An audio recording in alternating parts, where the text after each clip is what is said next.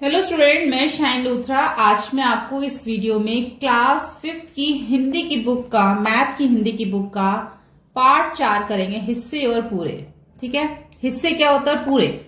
जब हमारे पास कोई एक चीज होती है पूरी, ठीक है, उसको अगर हम इस तरीके से बांट देते हैं तो ये इसके 4 हिस्से हो गए। ठीक है, तो इस पार्ट के अंदर हमें यही समझना है कि किस तरीके से अगर कोई चीज पूरी है उसके कितने हिस्से होते हैं, उसको किस तरीके से हम पढ़ते हैं उन हिस्सों को।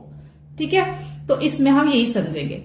तुमने हमारे देश का झंडा देखा होगा, क्या तुम जानते हो झंडा कैसे बनाया जाता है? हाँ, हम जानते हैं झंडा कैसे बनाया जाता है।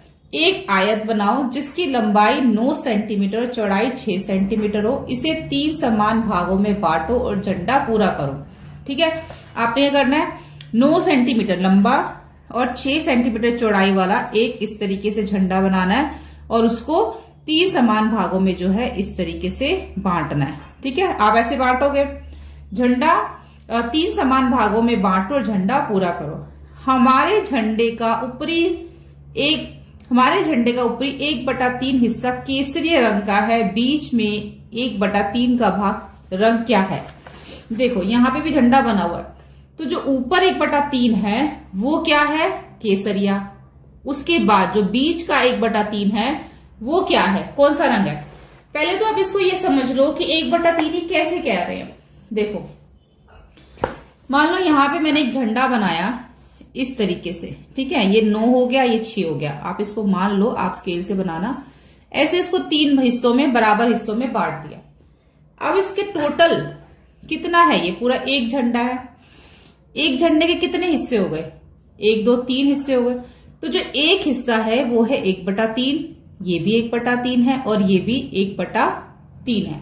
यानी कि झंडे का जो हर एक हिस्सा है वो 1/3 है।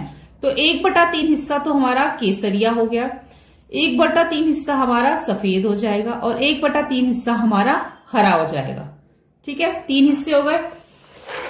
तो यही यहां पे लिखा हुआ है, बीच के 1/3 भाग रंग क्या है? झंडे के बीच 1/3 भाग का रंग सफेद है। सफेद है ना बीच में।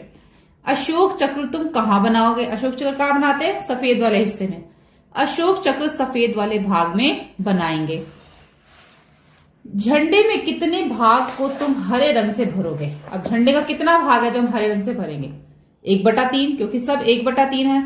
तो झंडे का 1/3 भाग हम हरे रंग से भरेंगे। क्या सफेद रंग झंडे के 1/3 भाग से कम है? क्यों? अब जो झंडे का जो सफेद वाला हिस्सा है 1/3, क्या ये 1/3 से कम है? हाँ, ये 1/3 से कम है। क्यों कम है? क्योंकि सफेद भाग में नीले अशोक चक्र के कारण।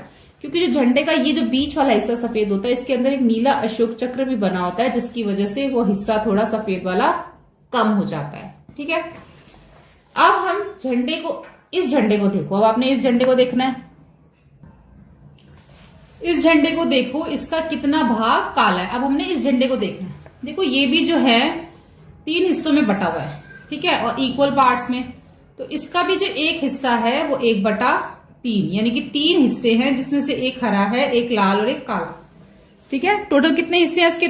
3 में से एक क्या है? काला। तो 1/3 भाग क्या है इसका? काला। झंडे का हरा भाग 1/3 लिखा जा सकता है, क्योंकि हरा भी 1/3 है। क्या लाल रंग झंडे के 1/3 भाग से कम है? ये जो लाल वाला है, क्या ये 1/3 से कम है? जैसे यहाँ पे सफेद वाला 1/3 से कम था ना, यहाँ पर क्यों कम था? क्योंकि इसमें अशोक चक्र बना हुआ था। ऐसे ही यहां पर भी जो लाल वाला है 1/3 से कम है, क्योंकि इसके अंदर क्या बना हुआ है? क्योंकि झंडे के लाल भाग पर बने सफेद प्रतीक के कारण। ठीक है, यह हमारे पड़ोसी देश म्यांमार का झंडा है। क्या नीला रंग झंडे के 1/4 भाग से ज्यादा है या कम? अब ये म्यांमार का जो झंडा है, क्या नीला रंग झंडे के 1/4 भाग से ज्यादा है या कम है? नीला रंग झंडे के 1/4 भाग से थोड़ा कम है। यह झंडे के नीले भाग का सफेद प्रतीक के कारण।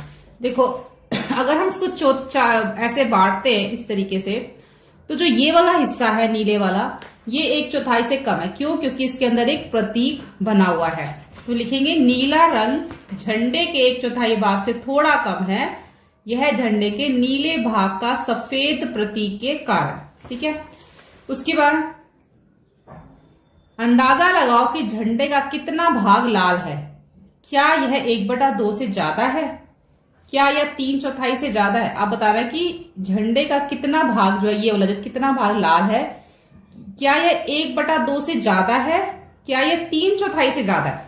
1/2 क्या होता है, आधा, 1/2 से ज्यादा है ये।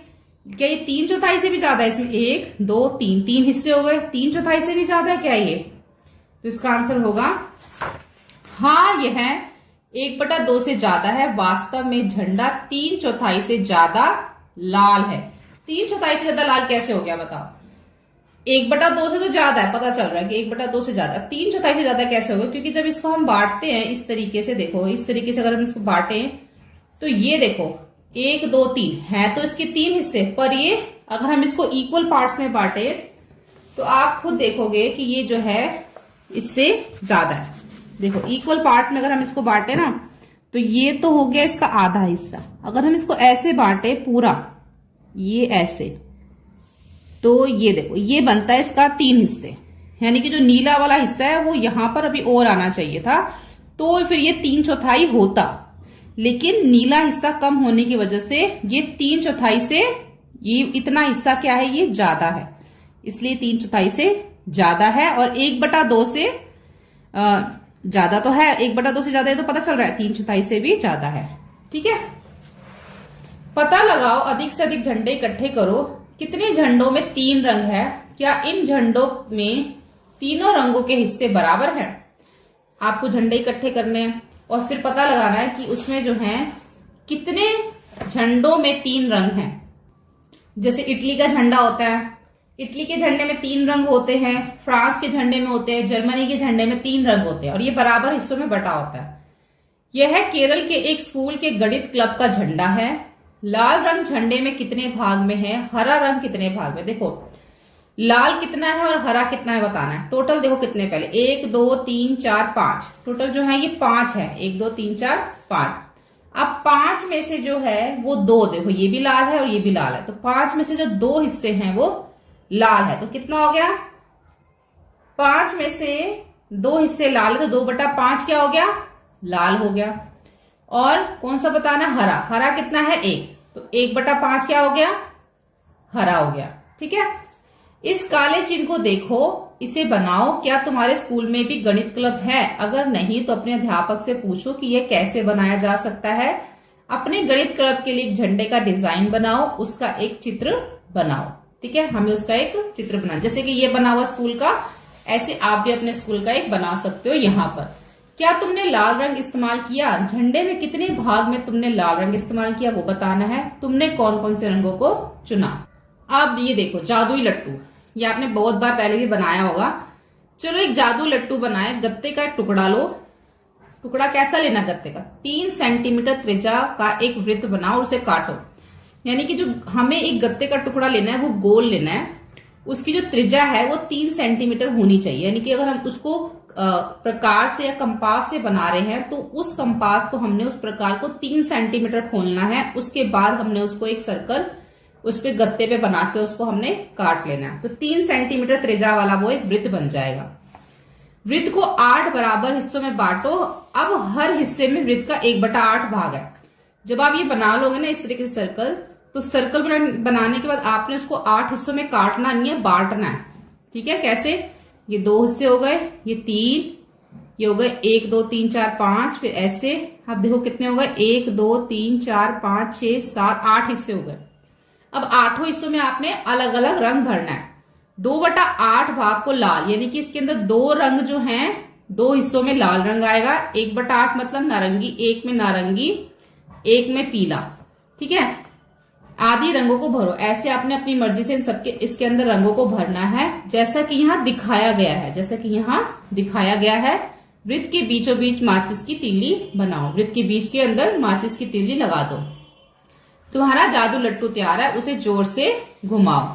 तुम्हें क्या दिखाई दे रहा है, क्या तुम सभी रंग देख पा रहे हो? और जो तुम देख रहे हो अपनी कॉपी में लिखो। तो हम लिखेंगे, हमें घूमता लट्टू दिखाई दे रहा है, हम सभी रंग नहीं देख पा रहे हैं, हम एक घूमता सफेद गोलाकार लट्टू देख रहे हैं। जब हमारे पास कुछ इस तरह का लट्टू होता है ना, इस तरीके का, उसमें बहुत सारे रंग होते हैं और हम उसको जब घुमाते हैं ना तो हमें सारे रंग नहीं दिखाई देते, कोई एक रंग जो है दिखाई देता है, जैसे कि इसमें सफेद रंग दिखाई दे रहा है। ठीक है, अब देखो यहाँ पे, अब चॉकलेट के ऊपर एक क्वेश्चन है यहाँ पे, अभ्यास का समय। मंजू के पास एक चॉकलेट थी, उसने 1/4 राजी को और 1/3 सुगंधा को और 6ठा भाग शीला को दे दिया, बाकी हिस्सा उसने खा लिया। हर एक को चॉकलेट के कितने हिस्से मिले यहाँ लिखो। टोटल कितने हिस्से हैं यहाँ पे चॉकलेट के? 1 2 3 4 5 6 7 8 9 10 11 12, टोटल जो है वो 12 हिस्से हैं। 12 में से जो है उसने 1/4 राजी को दे दिया, यानी कि 12 का हमें 1/4 निकालना पड़ेगा। 1/3 सुगंधा को दे दिया, 12 का 1/3 भी निकालेंगे हम, और 6ठा भाग शीला को, यानी कि 12 का 6ठा भाग भी हम निकालेंगे। और जो बाकी हिस्सा उसने खा लिया, बाकी हिस्सा उसने खा लिया। हर एक को चॉकलेट के कितने हिस्से मिले यहाँ लिखो। राजी को कितना मिला, सुगंधा को, शीला को और मंजू को कितना मिला। तो यहाँ पे हम इसको ऐसे करेंगे, टुकड़ों की जो कुल संख्या है वो है 12। राजी का जो हिस्सा था 12 का 1/4 था, यानी कि 12 का 1/4 निकालेंगे, 4 एकम 4, 4 3 12, यानी कि 3 हिस्से, 3 चॉकलेट के जो पीस है वो किसको मिले, राजी को मिले। अब है सुगंधा का हिस्सा, सुगंधा को 1/3 मिला था 12 का, तो 1/3 12 का कितना हुआ, 3 एकम 3, 3 चौक 12, यानी कि 4 पीस किसको मिले, सुगंधा को। ऐसे ही शीला को 6ठा भाग मिला था, तो 12 का 1/6 कितना हो गया, 6 एकम 6 और 6 दूनी 12, तो 2 हिस्से मिले शीला को। अब मंजू का जो हिस्सा था वो कितना था, जितना सबने खा लिया था, जो बचा हुआ हिस्सा था वो मंजू का था। नहीं, यहां लिखा हुआ है मंजू ने चॉकलेट का कितना भाग खाया, यहाँ पे भाग निकालना है और यहाँ पे बाकी हिस्सा उसने खा लिया, यानी कि मंजू ने बाकी हिस्सा खा लिया वो भी निकालना है, और जितना उसने हिस्सा खाया वो कितना भाग था वो भी निकालना है। तो मंजू ने कितना खाया, तो 3 जो था वो राजी ने खाया, 4 सुगंधा ने खाया, 2 शीला ने खाया। तो पहले हम इन तीनों को जमा कर लेंगे, 3 और 4 कितने हो जाएंगे, 7, 7 और 2 9, 9, यानी कि 12 में से 9 हिस्से तो राजी, सुगंधा और शीला ने खा लिए। अब 12 में से 9 माइनस करेंगे, घटाएंगे तो 3 बचेंगे, 3 जो हिस्से हैं वो मंजू ने खाए। अब 3 हिस्सों का मतलब क्या होता है, मंजू ने चॉकलेट का 1/4 भाग खाया। अगर हम भाग में बताएं तो 3 हिस्से का मतलब होता है 1/4, जैसे कि हमने ऊपर देखा। 1/4 को हमने जब किया तो कितना आया, 3 हिस्से। 3 हिस्से का मतलब 1/4, 1/4 का मतलब 3 हिस्से। तो उसने जो 3 हिस्से खाए उसका मतलब है यहाँ पर 1/4 भाग उसने खाया। ठीक है, उसके बाद यहाँ पे आ जाता है टोपियों को रंगो। ये भी हमने ऐसे ही करना है। 1/3 टोपियों को लाल रंगो, इसके अंदर 1/3 जो टोपियां लाल रंगनी है, 3/5 को नीला रंगना है। तुमने कितनी टोपियों का लाल रंग भरा और तुमने कितनी टोपियों को नीला रंग भरा। टोपियों के कौन से भाग में कोई रंग नहीं भरा। देखो ये वाला जो क्वेश्चन है चॉकलेट के जैसा मिलता जुलता ही है, आपको आसानी से समझ आ जाएगा। ठीक है, तो देख लो, पहले हम गिन लेते हैं टोटल कितनी टोपियां। टोटल जो टोपियां है ना ये 15 है, अगर आप इसको गिनोगे, इसको मिला के टोटल 15 टोपियां। अब 15 टोपियों में से 1/3 टोपियों को लाल रंग भरा, यानी कि 15 का हमें 1/3 निकालना है। टोपियों की जो कुल संख्या है वो है 15। 1/3 भाग टोपियों क्या होगा, 15, 1/3 गुणा है 15, तो 3 एकम 3, 3 पंजे 15, यानी कि 5 टोपियां जो हैं वो कितनी हो गई, लाल रंग की हो गई। क्या था, 1/3 टोपियां लाल हो गई, तो 5 टोपियां कौन सी हो गई, लाल हो गई। अब 3 भाग टोपियों का कौन सा था, नीला था। ठीक है, नीला, तो 3/5 15 का निकालेंगे तो 5 एकम 5 और 5 3 15, 3 को 3 से गुणा करेंगे तो 9, यानी कि 9 जो है वो नीली हो गई टोपियां। ठीक है, अब जो थी टोटल कितनी थी, 15। 15 में से 5 हो गई लाल और 9 हो गई नीली। तो 15 में से 5 और 9 को अगर हम जमा करते हैं तो बनता है क्या, 14, और 14 में से 15 में से 14 को माइनस करोगे तो 1, यानी कि जो बिना रंगी टोपी थी, यहां बताया था तुमने कितनी टोपियों में लाल रंग भरा, हमने 5 टोपियों में लाल रंग भरा। तुमने कितनी टोपियों में नीला रंग भरा, हमने 9 टोपियों में नीला रंग भरा। टोपियों में कौन से भाग में कोई रंग नहीं भरा गया, टोपियों के एक भाग में जो है वो रंग नहीं भरा गया, क्योंकि 5 लाल हो गई, 9 नीली हो गई, एक ही तो बची। 5 और 9 को जमा किया 14, 15 में से 14 को माइनस किया, 1 जो है उसमें नहीं भरा गया। इस प्रकार 1/15 टोपियों में कोई रंग, 1/15 भाग टोपियों में कोई रंग नहीं भरा गया। ठीक है, तो 1/15 लिख सकते हो या फिर 1 भी लिख सकते हो। ठीक है, 1 में रंग नहीं भरा गया। अब नीचे देखो त्रिभुज के बराबर हिस्से, यहाँ पे जो त्रिभुज के हैं वो बराबर हिस्से इन्होंने कर रखे हैं। अब सफेद त्रिभुज के 3 बराबर हिस्सों में बांटो। हमने इसको भी बांटना है, सॉरी यहाँ पे पहले इसका बताया गया है। सफेद त्रिभुज को 3 बराबर हिस्सों में बांटा गया है। हर एक तिहाई भाग को अलग अलग रंगों से भरो। क्या तुम दिखा सकते हो कि ये भाग बराबर है? सोचो कैसे। देखो ये जो है आप 1/3, हमने जो है इसको 1/3 भाग में हमें दिख रहा है ये, तो हम इसको कैसे बता सकते हैं बराबर भागों में? अगर हम इसका जो इसके ट्रेसिंग पेपर होता है, जो जिसको हम हिंदी में खाका कहते हैं, जिसके ऊपर हम इसको रख के नाप सकते हैं, अगर हम उससे नापे तो 3 बराबर हिस्सों में बटा हुआ है और तीनों 1/3 है। ठीक है, और यहाँ पे भी हमें इस त्रिभुज को अलग तरीके से 3 बराबर हिस्सों में बांटने की कोशिश करो। हर एक तिहाई भाग को में अलग रंग भरो। इसमें भी आपने हर एक में अलग रंग भरना। ठीक है, अब यहाँ पर आयत के 6 भाग है। रानी ने एक आयत को 6 बराबर भागों में इस तरह बांटा। रानी ने इस तरह बांटा। अब तुम इन आयतों को 6 बराबर भागों में अलग अलग तरह से बांटो। जैसे कि मैंने ऐसे बांट दिया, ऐसे बांट दिया और ऐसे बांट दिया। आप अलग तरीके से भी बांट सकते हो। तुम यह कैसे पता करोगे कि आयत का हर भाग 1/6 हिस्सा ही है? हरी आयत नीली आयत से बड़ी है। हरी आयत नीली, ये वाली जो हरी आयत है, हरी आयत नीली आयत से बड़ी है। क्या हम कह सकते हैं कि हरी आयत का 1/6 भाग नीली आयत के 1/6 भाग से बड़ा है? तो पहला तो ये था कि तुम कैसे पता करोगे कि आयत का हर भाग 1/6 हिस्सा है।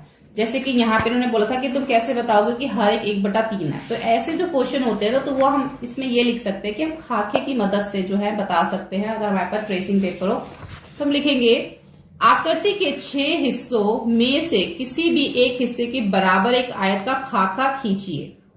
हम खाके को एक कर बाकी हिस्सों पर रखिए। यह उनमें पूरा पूरा समा जाता है। इससे प्रकट हो जाता है कि दी गई आयत का हर भाग 1/6 हिस्सा ही है। ठीक है, उसके बाद यह था कि हरी आयत नीली आयत से बड़ी है। क्या हम कह सकते हैं कि हरी आयत का 1/6 भाग नीली आयत के 1/6 भाग से बड़ा है? हाँ, हम कह सकते हैं कि हरी आयत का 1/6 भाग नीली आयत के 1/6 भाग से बड़ा है। देख के पता चल रहा है आपको। अब कैसे, ये तो उन्होंने हमसे नहीं पूछा, इसलिए हम आगे जवाब नहीं देंगे। इन्होंने पूछा कि ये जो आयत है इसका भाग हरी आयत नीली आयत से बड़ी है। हरी आयत ये जो है वो नीली आयत से बड़ी है। क्या हम कह सकते हैं कि हरी आयत का 1/6 भाग नीली आयत के 1/6 भाग से बड़ा है? हाँ, हम इसको कह सकते हैं, क्योंकि आयत बड़ी है तो इसके भाग भी बड़े होंगे। ठीक है, अब है लालची चौकीदार। बीरबल, याद है तुम्हें आज अकबर का चतुर्मंत्री गणित का जादू पुस्तक 4 पृष्ठ 14? क्या तुम्हें पता है वह मंत्री कैसे बना? तब बीरबल एक गांव में रहने वाले एक जवान लड़का था। वह बहुत चतुर था और कविता भी लिखता था। उसने अपनी किस्मत राजा के दरबार में आजमाने की सोची, इसलिए वह अपनी कुछ कविताओं को लेकर शहर की ओर चल दिया। जब वह महल की बाहरी दरवाजे पर पहुंचा तो चौकीदार ने उसे रोक दिया। हे, वही रुको, कहाँ जा रहे हो? चौकीदार ने चिल्लाकर कहा।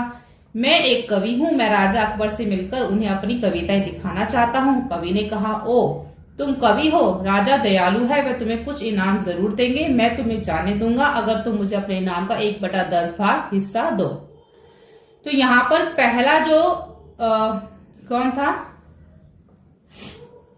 चौकीदार।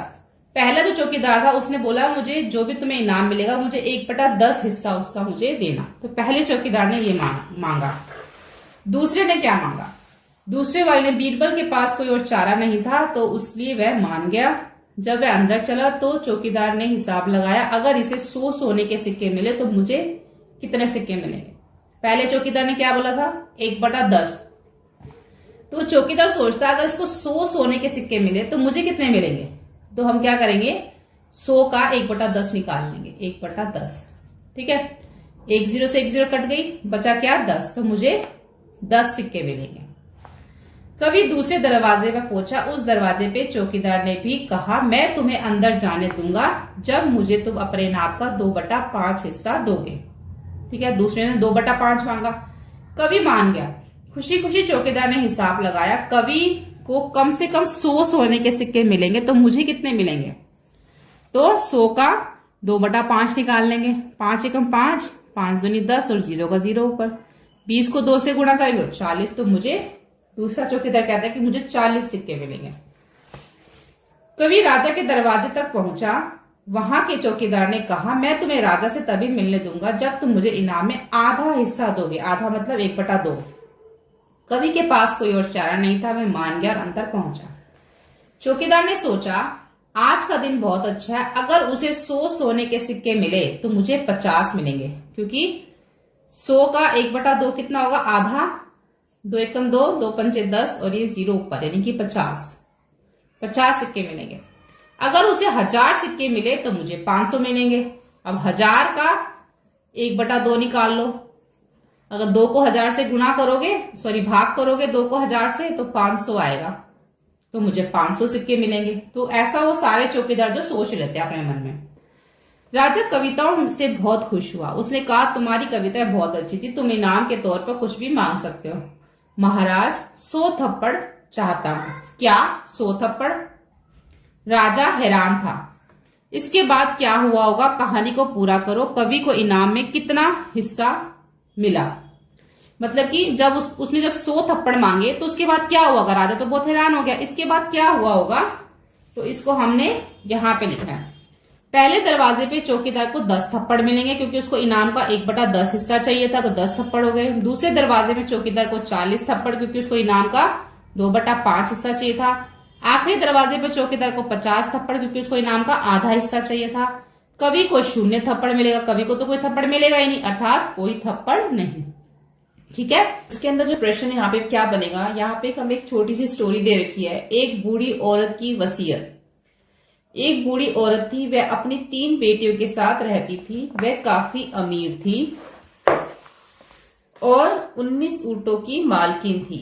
एक दिन वह बीमार हो गई। बेटियों ने डॉक्टर को बुलाया। डॉक्टर ने पूरी कोशिश की, मगर उस बूढ़ी औरत को नहीं बचा पाया।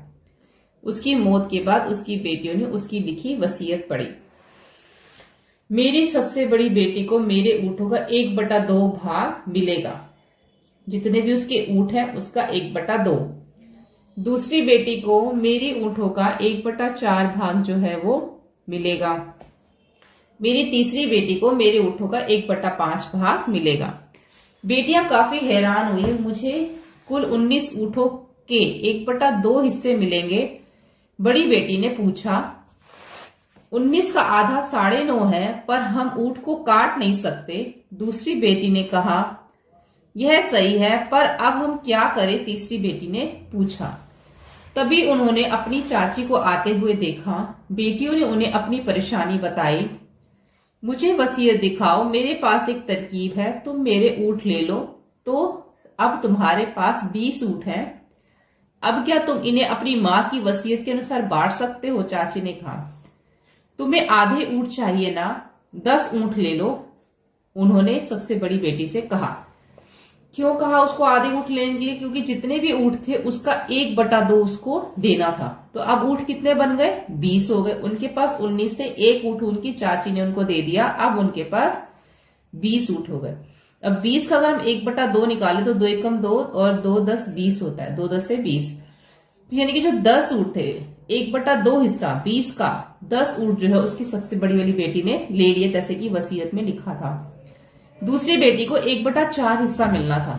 तो 20 का 1/4 अब अगर निकालेंगे तो 4 एकम 4, 4 पंजे 20, यानी कि 5 ऊंट जो है उसकी दूसरी बेटी को मिल गए। ऐसे ही तीसरी बेटी को ऊंट का 1/5 हिस्सा मिलना था। तो 20 का 1/5 कितना हो जाएगा? 5 एकम 5, 5 चौक 20, तो यानी कि 4 ऊंट जो है उसकी तीसरी बेटी को मिल गए। तो टोटल कितने हो गए? सबसे बड़ी वाली को 10, उससे छोटी वाली को 5, उससे छोटी वाली को 4। तो इन सबको अगर हम जमा करते हैं तो बनते हैं 19। ठीक है। अब बट गए तीनों के ऊंट। अब जो है वो एक ऊंट जो है वो बच गया, चाची ने कहा, और अपना ऊंट ले गई। एक जो बचा हुआ ऊंट था वो उसकी चाची का, इनकी मेरा है, और वो उसको ले गई और तीनों बेटियों ने आपस में बांट लिया। ठीक है। इस तरीके से हम इसको करेंगे। आगे है अरुण का टाइम टेबल। अरुण का क्या टाइम टेबल है? सोना दिन का 1/3 हिस्सा, यानी कि जो अरुण है वो दिन का 1/3 हिस्सा सोता है। ठीक है, अलग अलग रंगों से दिखाओ। हमें क्या दिखाना है अलग अलग रंगों से? सोने के लिए कितने घंटे लगे वो बताना है, पढ़ाई के लिए और खेलने के लिए। तो सबसे पहले जो है सोने के लिए जितने भी घंटे लगेंगे उसको हमने इस रंग से करना है, जैसे कि यहाँ पे कर रखा है। पढ़ाई के लिए जितने भी घंटे उसको हमने इस रंग से करना है। खेलने के लिए जितने भी घंटे लगेंगे उसको इस रंग से यहाँ पे भरना है। तो सबसे पहले जो है अरुण 10 बजे सोता है और 6 बजे उठता है, यानी कि 10 बजे वो सोता है और 6 बजे उठता है। तो कितने घंटे हो गए? अगर हम इसको देखें तो 11, 12, 1, 2, 3, 4, 5, 6, 7, 8 नहीं 11, 12, 13 सॉरी 11, 12, 1, 2, 3, 4, 5, 6 यहां तक देखना ना कितने घंटे हो गए? 2, 3, 4, 5, 6, 7, 8, यानी कि 8 घंटे जो है वो सोता है। उसके बाद सुबह 7 से 8 बजे के बीच में खेलता है, यानी कि 1 घंटा, और फिर शाम को 6 से 8 के बीच में यानी कि 2 घंटे खेलता है। 2 और 1 मिला के कितने हो गए? 3 घंटे, यानी कि दिन में वो 3 घंटे खेलता है और 8 घंटे वो सोता है। खेलना दिन का 8वां हिस्सा है और पढ़ना दिन का 1/4 हिस्सा है। अब अरुण कितने घंटे लेता है सोने के लिए, पढ़ने के लिए और खेलने के लिए? तो सबसे पहले हमें इसके अंदर ये बताना है जो 1/3 हिस्सा सोना है वो कितने घंटे हुए। सोना दिन का 1/3 हिस्सा है, तो 1/3 दिन में कितने घंटे होते हैं? 24 घंटे होते हैं। तो 24 का हमें 1/3 निकालना होगा। 3 एकम 3, 3 अट्ठे 24, यानी कि दिन में वो जैसे कि हमने यहां निकाला था 8 घंटे वो सोता है। अब जो खेलना है दिन का 8वां हिस्सा है, यानी कि 1/8। तो 24 का जो है 1/8 अब हम निकाल लेंगे। 8 एकम 8, 8 3 24, यानी कि वो 3 घंटे खेलता है, जैसे कि हमने यहाँ पे भी देखा था। अब वो पढ़ता जो है दिन का 1/4 हिस्सा पढ़ता है, तो 24 का 1/4 निकाल लेंगे। 4 एकम 4 और 4 6 24, यानी कि 6 घंटे वो पढ़ता है। ठीक है, सोता कितना है? 8 घंटे, पढ़ता कितना है? 6 घंटे, खेलता कितना है? 3 घंटे। अब यही जो ये हमें रंग दे रखे हैं वही रंग हमने यहाँ भरने हैं। देखो सोने के 8 घंटे तो उन्होंने पहले से ही भर रखे हैं।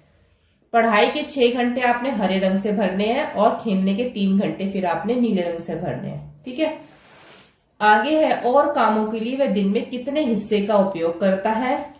एक दिन में 24 घंटे हैं, तो मैं दिन का 1/3 कैसे पता करूं?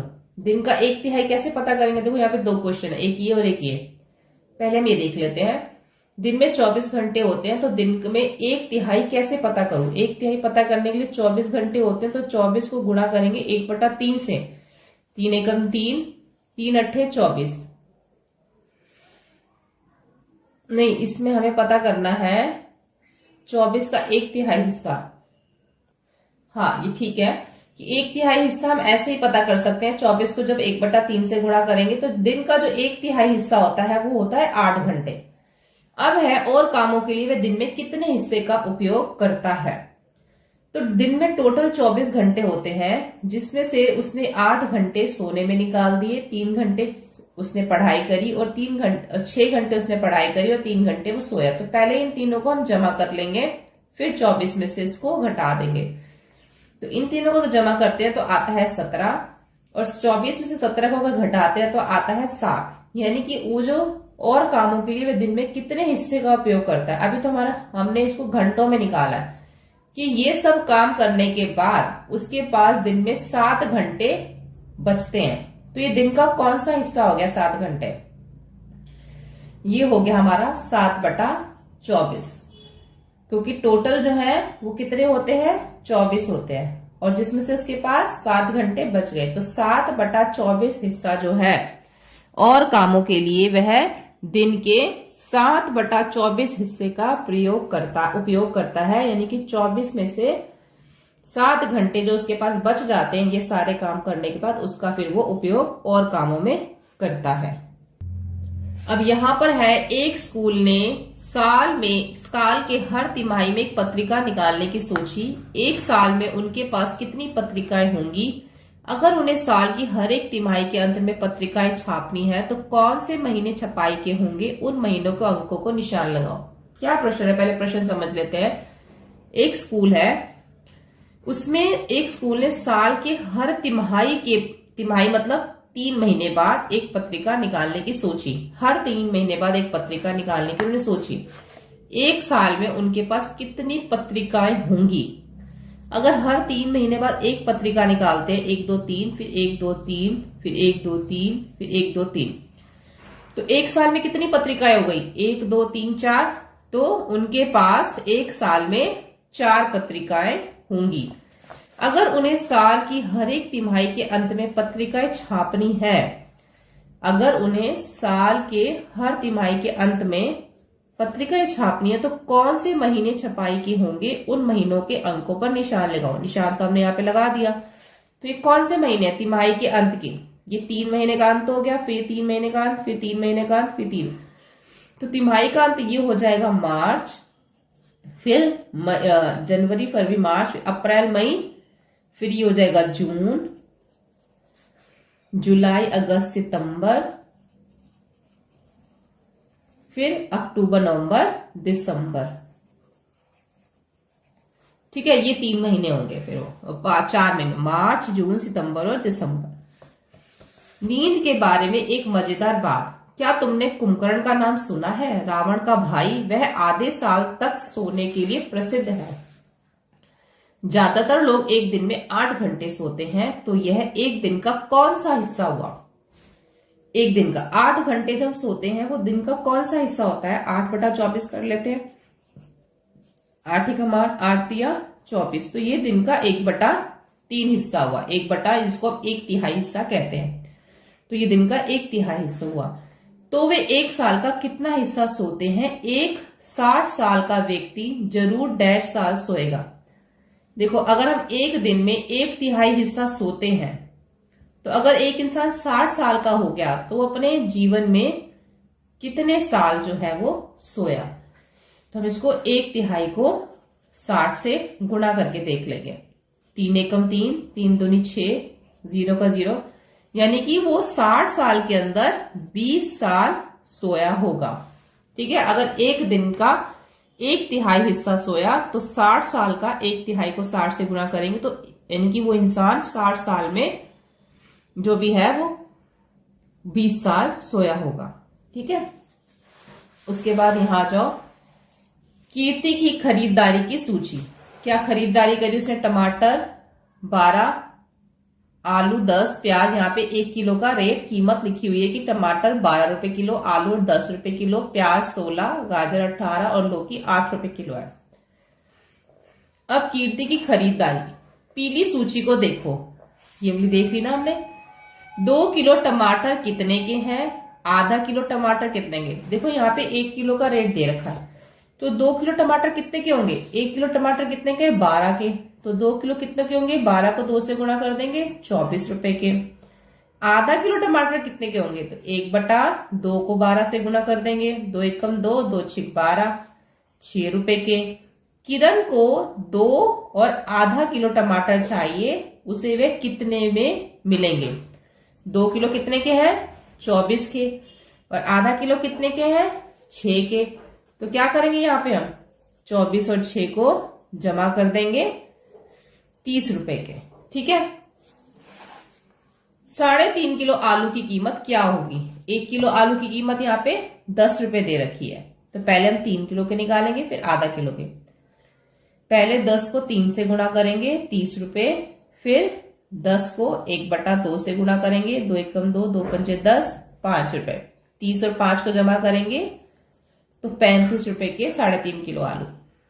1 और 1/4 किलो, 1 और 1/4 किलो गाजर कितने की होगी? 1 किलो गाजर तो यहाँ पे दे रखी है 18 रुपए की, वो तो मैं निकालने की जरूरत नहीं क्योंकि 1 किलो तो मैं दे रखा है 18 रुपए की। अब 18 का जो है 1/4 निकालेंगे। ठीक है, देखो ये 4 और 18 दोनों एक टेबल में नहीं आते। अगर हम इसको भाग करेंगे ना 4 को 18 से, 4 चौक 16, 8 को 2 से करेंगे तो 2, ऊपर दशमलव, फिर 0, फिर 4 पंजे 20, 4.5। 4.5 का मतलब है 4.50 यानी कि 4.5 रुपए। अगर इसको काटेंगे तो 4.5 रुपए के जो है वो 1/4 गाजर आएगी।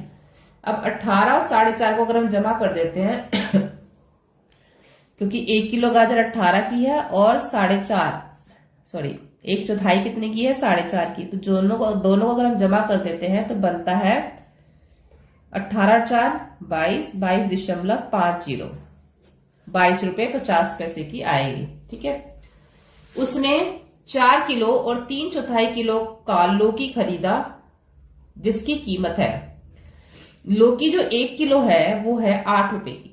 तो 4 किलो कितने की होगी, 8 को 4 से गुणा कर देंगे 32 रुपए की। अब 3/4, अब हमें निकालना होगा 8 का 3/4। यहाँ पे 8 गुणा में 3/4, 3/4। 4 एकम 4, 4 दूनी 8, 8 को 3 से गुणा करेंगे तो 6, 3/4 6 रुपए का और 4 किलो 32 का। अब 32 में 6 जमा कर देंगे तो कितना आएगा, 38। यानी कि 4 किलो 3/4 किलो लौकी जो है वो 38 रुपए की आएगी। ठीक है, कीर्ति के हाथ में खरीदी सूची को देखें, उसे यह सब खरीदने के लिए कितने रुपए देने पड़ेंगे, ये सब। अब उसने ये सब खरीदा है तो उसे कितने पैसे देने पड़ेंगे, 2, 1/4 टमाटर, 3, 3/4 किलो गाजर, लौकी 1 और आधा। ठीक है, अब हमें इसका भी निकालना पड़ेगा। ठीक है, तो इसका निकालने के लिए मैं आपको पेपर में निकालती हूं क्या क्या है।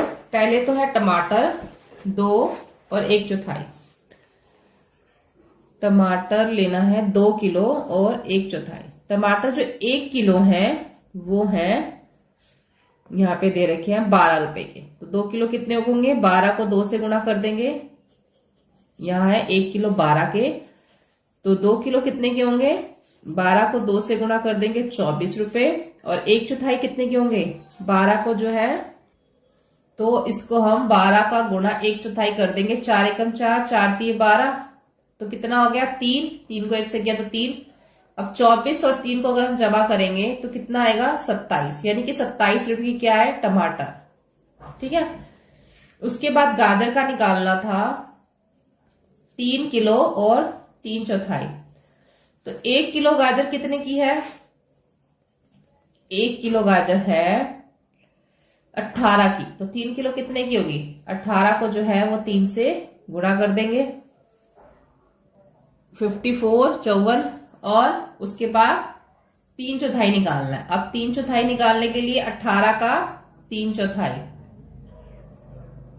ठीक है, अगर हम इन दोनों को गुणा करते, इन दोनों को अगर भाग करते हैं, 18 का 3/4 निकालना ना, तो इसको अगर 4 को मैं 18 से करती हूँ तो जैसे कि हमने पीछे भी किया था, तो 4.50 आ रहा था इन दोनों को भाग करने पे। 4.50 को अगर 3 से गुणा कर दो तो 4 3 12, तो 12.50 आ गया। ठीक है, तो यानी कि गाजर जो है 54 को और 12 को हम जमा कर देंगे, 54 जमा 12.50। ठीक है, इन दोनों को हमने जमा कर देना, तो आ जाएगा हमारा 66.50 के जो है वो गाजर है। अब हमें बताना है इसके अंदर लौकी। लौकी जो है 1 किलो और आधा किलो ली, यानी कि 1 किलो लौकी कितने की है, 1 किलो लौकी है 8 रुपए की। तो हमें निकालने की जरूरत नहीं है क्योंकि उन्होंने 1 और आधा बोला है, आधा किलो का निकाल लेते हैं और उसको फिर जमा कर लेंगे। 8 का हो जाएगा आधा, 2 एकम 2, 2 चौक 8, यानी कि 4। 4 और 8 को अगर हम जमा करते हैं तो 8 4 कितना हो जाता है 12। 12 रुपए की क्या आई, लौकी आई। अब जो है 27 रुपए का टमाटर है और 66 रुपए 50 पैसे के जो है वो गाजर है, और 12 रुपए की जो है वो लौकी है। तो अगर हम इसको जमा करेंगे तो ये आ जाएगा 50 पैसे का 50 पैसे, 7 और 7 और 7 14 और 1 15, ऊपर 1 2 और 1 3 और 1 4, 4 और 6 10, यानी कि 105 रुपए 50 पैसे का जो है वो क्या है, उसका टोटल सामान आया। ठीक है, इसको हमने इस तरीके से जमा कर लिया। अब हम आगे देखते हैं।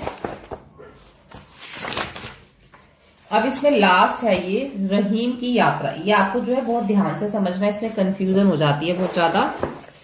रहीम की यात्रा, रहीम को अपने स्कूल पहुंचने के लिए एक नहीं, इसमें नहीं है, ये वाला जो है, ये वाला क्वेश्चन आपको ध्यान से समझना है। ये तो नॉर्मल है, इजी है ये बहुत। रहीम को अपने स्कूल पहुंचने के लिए 1/4 किलोमीटर सफर करना पड़ता है। उसे स्कूल जाने और वहां से घर आने में कुल कितनी दूरी तय करनी पड़ती है? अब देखो, स्कूल जाने का ये रास्ता है, ठीक है। 1/4 किलोमीटर उसने यहाँ से स्कूल जाने का रास्ता तय किया, यानी कि ये हो गया 1/4। अब इतना ही रास्ता जो उसने वापस घर आने का भी तय किया, यानी कि 1/4। यानी कि अगर हम इन दोनों को जमा कर दे तो हमारा आंसर आ जाएगा। या तो हम इन दोनों को जमा कर दें, या फिर 1/4 को अगर मैं 2 से गुणा कर दूं तो भी आंसर हमारा आ जाएगा।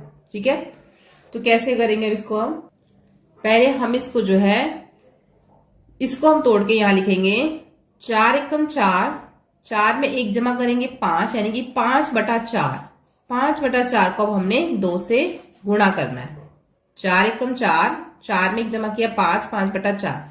अगर अब हम इसको काटते हैं, अगर मैं इसको गुणा कर दूं, 2 एकम 2 और 2 दूनी 4 आ गया, तो क्या आ गया मेरे पास? 5/2, यानी कि उसको 5/2 किलोमीटर जो है दूरी तय करने में समय कुल जो है इसमें उसे स्कूल जाने वहां से घर आने में 5/2 दूरी तय करनी पड़ती है। चाहे आप इसको 5/2 लिखो, चाहे आप इसको भाग करके लिख दो। 2 दूनी 4 और बचा 1, तो यानी कि ये इसी तरीके से अगर हम लिखें इसको तो ये बन जाएगा 2, ये 2, फिर 1, जो रिमाइंडर हमारा बच गया शेष ये ऊपर, और जो ये है वो हमारा इधर।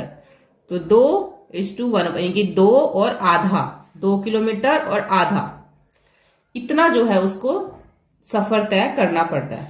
पहले हमने क्या करा, एक बार मैं आपको ये सारा दोबारा करके दिखाती हूं। जितना वो 1 किलोमीटर और 1 का 1/4, इतना किलोमीटर वो स्कूल से, घर से स्कूल जाने में, फिर इतना ही इसको वापिस आने में लगता है। ठीक है, तो हम जो 1/4 है इसको हम 2 से गुणा करेंगे, लेकिन इसको पहले हम सॉल्व कर लेंगे। 4 को 1 से गुणा करेंगे, 4 एकम 4, फिर उसमें 1 जमा कर देंगे, तो 5/4 को अब हम 2 से गुणा करेंगे। तो 2 एकम 2, 2 दूनी 4, हमारे पास क्या आ गया? 5/2, यानी कि जो दूरी तय करता है वो है 5/2। लेकिन अगर हम इसे किलोमीटर में लिखेंगे तो हम इसको ऐसे लिखेंगे, 2 को हम 5 से गुणा कर लेते हैं, 2 दूनी 4, बचा 1। ठीक है, अब जो हमारा नीचे हर था वो तो हमारा वैसे का वैसे रहेगा, जो शेष बच गया था वो ऊपर, और जो हमारा उत्तर आया वो भी हमारा इधर, यानी कि 2 किलोमीटर और आधा उसको दूरी तय करनी पड़ती है घर से स्कूल और स्कूल से घर के लिए। ठीक है, किलोमीटर में हम इसको लिख देंगे। अब है कौन से सिक्के? लता ने 7.50 रुपए, यानी कि 7 रुपए 50 पैसे, एक पेंसिल और एक कलम खरीदा। उसके पास क्या है? इतने पैसे रुपए में उसने एक पेंसिल ले ली और एक कलम ले ली। उसने कुल 10 रुपए दिए दुकानदार को, उसे 58 और 54 के सिक्के वापस दिए। बताओ उसे कौन से सिक्के कितने मिले? इसमें तो बहुत तरीके से हो सकता है। उसने जो है 10 रुपए दिए और उसने 7.5 रुपए का सामान लिया, 7 रुपए 50 पैसे का, तो हो सकता है उसे एक 50 पैसे का सिक्का मिले। ये तो अपनी तरफ से ही इसको थोड़ा करना पड़ेगा कि हो सकता है। देखो पहले तो हम देख लेते हैं, उसने 10 रुपए दिए और उसने सामान लिया 7 रुपए 50 पैसे का, तो उसके पास कितने पैसे बचे? ठीक है, उसके पास कितने पैसे बचे होंगे? अब ये 10 ने यहाँ पे कैरी दे दिया तो ये 10 बन गया, 10 में से 5 गए 5, ये क्या बन गया? 9, 9 में से 7 गए 2। तो अब उसको जो है 2 रुपए 50 पैसे दुकानदार ने वापस दिए, लेकिन कितनी उसने उसको 54 दी और कितनी उसको 58 दी। 54 क्या होती है? 25 पैसे, और 58 क्या होती है? 50 पैसे। यानी कि दुकानदार ने उसको कितने 50 पैसे दिए और कितने 25 पैसे दिए कि 2 रुपए 50 पैसे बन जाए। हो सकता है कि दुकानदार ने उसको एक 50 पैसे दिया हो, एक, इसको इस तरीके से लिख लेते हैं, एक 50 पैसे दिए हो और 8.25 दिए हों, 8, 1.50 और 8.25 का मतलब 2.50 ही होता है। हो सकता है कि उसको 2.50 दिए हों और 4 नहीं 6.25 दिए हों।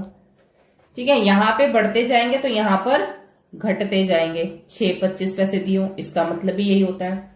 हो सकता है दुकानदार ने उसको 3.50 और 4.25 दिए हों। हो सकता है कि इसको 4.50 और 2.25 दिए हों।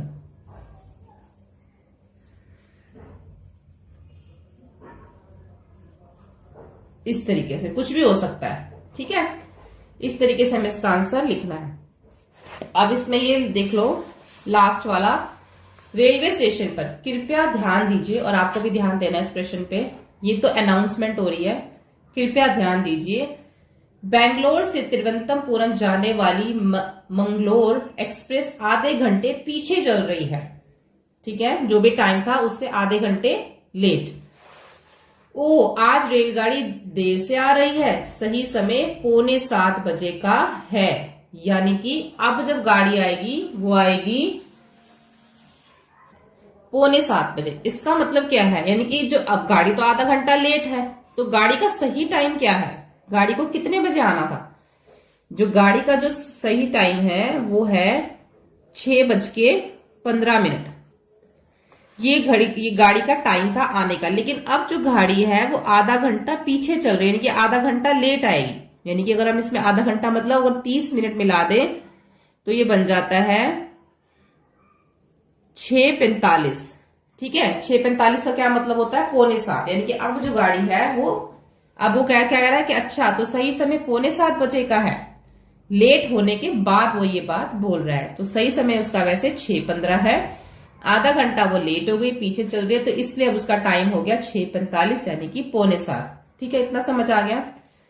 रेल के आने का अनुमानित समय क्या होगा, यानी कि रेल जो है वो कितने बजे तक जो है वो आएगी। एक बार दोबारा इस क्वेश्चन को देखेंगे, थोड़ा सा यहाँ में मिस्टेक हो गया। कृपया ध्यान दीजिए, बेंगलुरु से तिरुवनंतपुरम जाने वाली मैंगलोर एक्सप्रेस आधा घंटा पीछे चल रही है। ओ, आज रेलगाड़ी देर से आ रही है, सही समय 6:45 का है। अब 6:45 से आधा घंटा लेट, हमें 6:45 से आधा घंटा लेट करना है, तो 6:45 का क्या मतलब होता है 6:45। अब यहां से जो है वो आधा घंटा लेट, रेल के आने का अनुमानित समय क्या होगा। अगर 6:45 उसका सही समय था, तो आधा घंटा अगर पीछे चल रही है तो उसका अनुमानित समय क्या होगा, आने का टाइम क्या होगा। तो 6:45 में अगर हम 3 जमा कर दें तो ये हो जाएगा हमारा 4, 5, 6, 7, 75 और ये हो जाएगा 6। तो इसका मतलब हो गया 6, यहाँ पे ये आगे चला जाएगा एक। ठीक है, इसका हो जाएगा, ये बन जाएगा, अगर हम 6:45 में 30 मिनट को जोड़ते हैं तो हमारा बनता है 7:15। अगर आप वैसे भी जोड़ के देखोगे तो हमारा बनेगा 7:15। यानी कि जो रेल के आने का अनुमानित समय हो जाएगा वो हो जाएगा 7:15। 7:15 का मतलब क्या है 7:15, क्योंकि जो यहां पर सही समय क्या दिखा रहा है 6:45, और 6:45 से आधा घंटा पीछे चल रही है ट्रेन, तो यानी कि आधे घंटे बाद क्या बजेंगे 7:15। ठीक है, यानी कि 6:45 से 6:45 का क्या मतलब होता है 6:45, और उसके आधे घंटे बाद जो है वो 7:15 बनेंगे। कैसे देखो, अगर हम इसमें जमा भी करते हैं ना, तो 4 में अगर 5 में 0 को जमा किया 5, और 4 और 3 को अगर हम जमा करते हैं तो वो 7 बनता है। अगर 60 से ऊपर कुछ भी जाता है, अगर हम इन दोनों को जमा करते हैं तो 75 बनता है।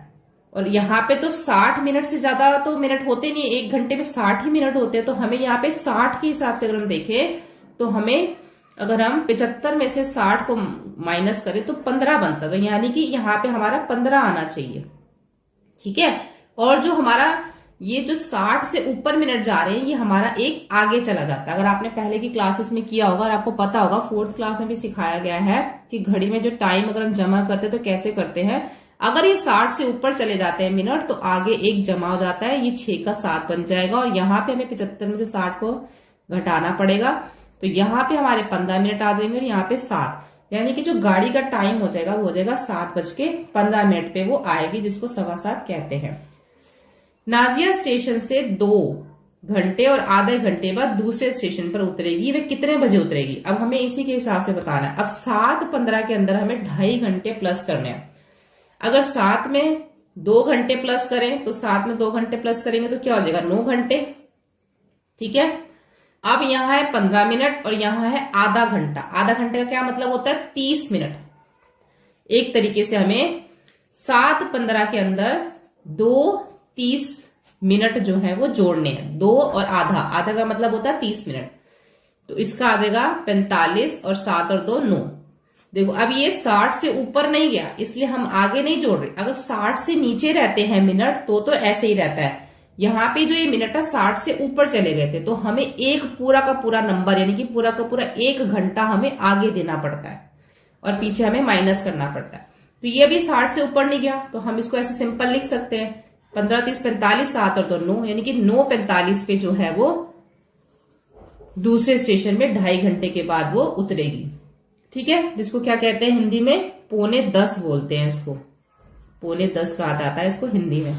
अब जो शाजी को इस रेल से एर्नाकुलम पहुंचने में 5 घंटे लगेंगे, वह कितने बजे एर्नाकुलम पहुंचेगी? अब 7:15 में अगर हम 5 घंटे जोड़ दें तो 15 का 15 ही आ जाएगा।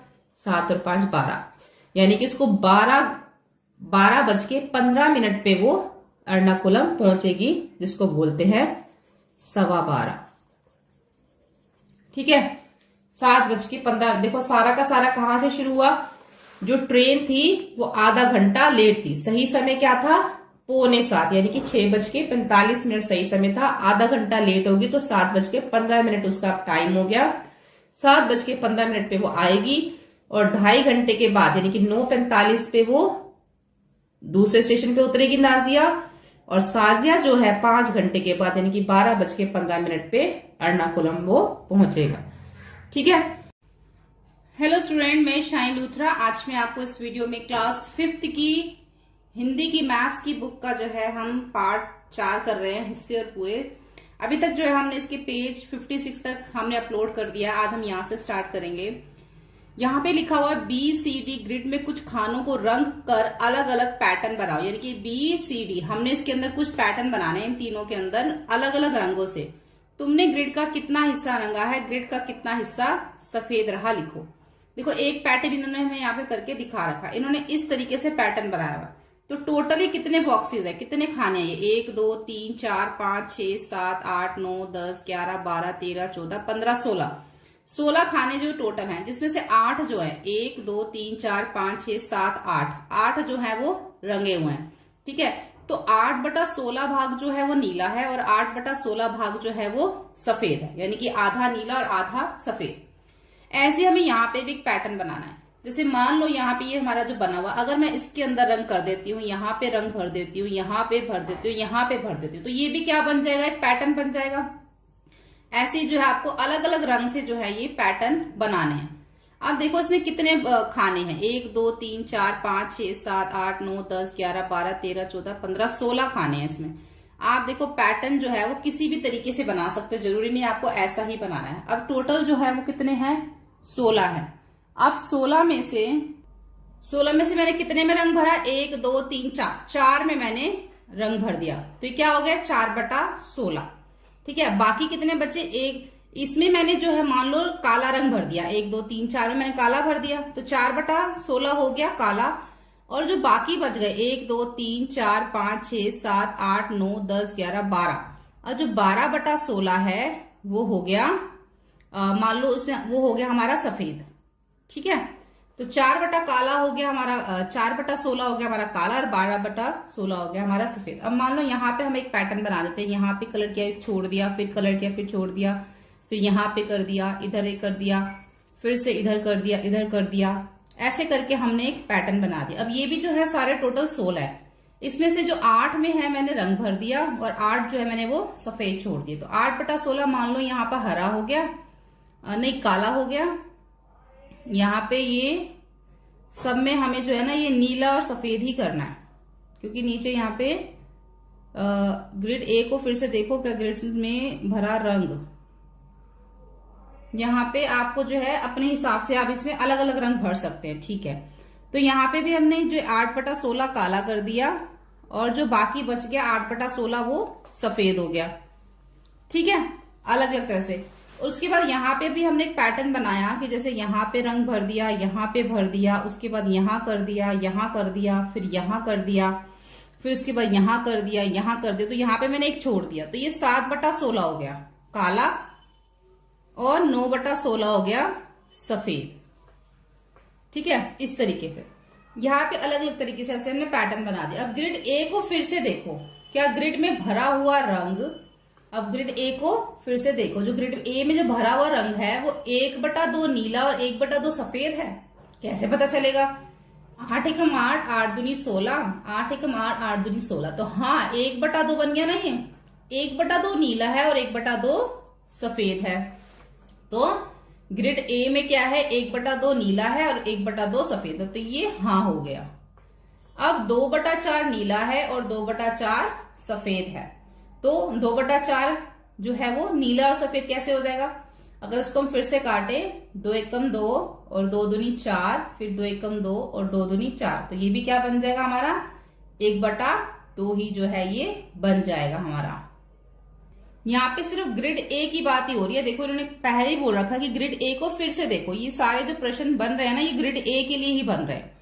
जो उन्होंने दूसरा पूछा कि ये 2/4 नीला और 2/4 सफेद है, ये ग्रिड ए, तो अगर हम इसको भी काटेंगे ना 2/4 को, तब भी ये 1/2 ही बनेगा, तो ये भी हाँ है, क्योंकि 1/2 नीला है, 1/2 सफेद है। अगर उन्होंने 2/4 दिया तो हमने उसको भी काट दिया, वो भी 1/2 बन गया। अब वो बोल रहे हैं क्या 3/8 और 5/8 है, 3/8 नीला और 5/8 सफेद है?